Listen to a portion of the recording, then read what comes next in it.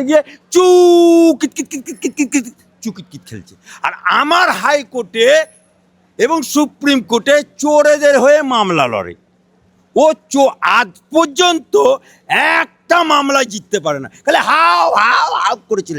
ওই জন্যে আমার কোর্টে যখন ও ঢোকে, সামনে কেউ বলে না, পিছনে বলে এ চুকিট জোকার যাচ্ছে অ্যাডভোকেট, একদম স্টেট কাট। কারণ ও একটা মামলা জিততে পারে না। তা সে এগিয়ে থাকে। সে আবার বলে ওদের সাংসদ মহুয়া মৈত্রকে দেখে বলে ওর দিনটাই নাকি ভালো যাবে না দেখলে পারে, অপয়া নারী। তা উনার ক্ষেত্রে পয় নারী কে আছে আমার জানা নেই।